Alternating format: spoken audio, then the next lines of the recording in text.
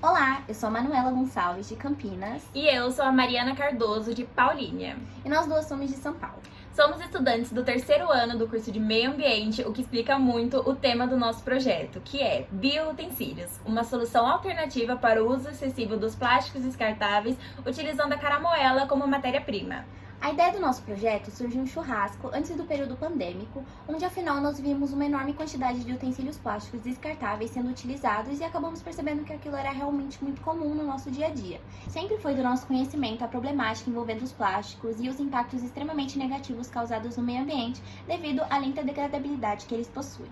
Então, a partir disso, nasce a ideia da produção de um plástico biodegradável que futuramente dará origem a pratos, copos e outros utensílios descartáveis, que apresente uma boa degradabilidade, que seja maleável, que seja acessível para todas as pessoas e que não seja poluente, contribuindo dessa forma para a diminuição da poluição causada pelos plásticos convencionais.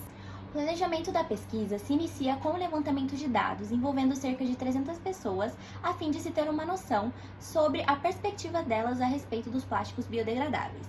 Foram feitas perguntas do tipo: você já teve algum contato com algum biopolímero? Se sim, qual a matéria-prima utilizada? Ou também, você estaria disposto a pagar um valor ligeiramente maior em prol do meio ambiente? Entre outras perguntas.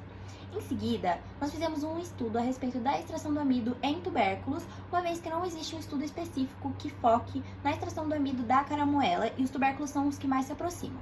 A produção do bioplástico já foi algo mais tranquilo, uma vez que já existem diversos estudos a respeito do assunto.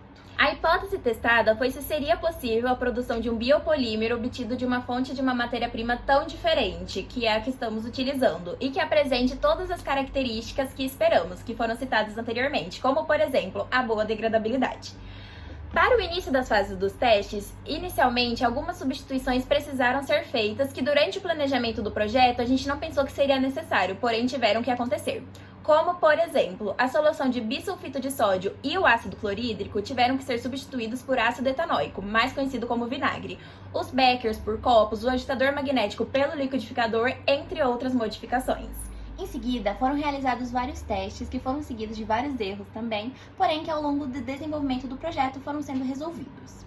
Na etapa da extração do amido, a caramoela foi triturada com água, coada e esperou-se decantar a parte líquida até que houvesse a separação do amido, que foi levado ao forno até que se tornasse um pó.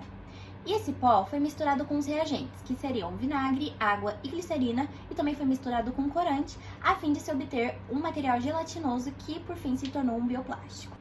Em meio aos testes, decidimos dar uma utilização para o bagaço da caramoela, a fim de se ter um projeto sem qualquer tipo de desperdício. Então, fizemos um biscoito nutritivo, pois após algumas pesquisas descobrimos que a caramoela pode ser muito benéfica para o corpo humano, por ter algumas propriedades muito boas, como por exemplo a alta taxa de proteína. E então, analisando os resultados obtidos, podemos concluir que é possível sim a obtenção de um plástico biodegradável utilizando o amido extraído da caramoela, que ao ser colocado em formas para moldagem e após a secagem, conseguimos obter um pratinho para festas biodegradável.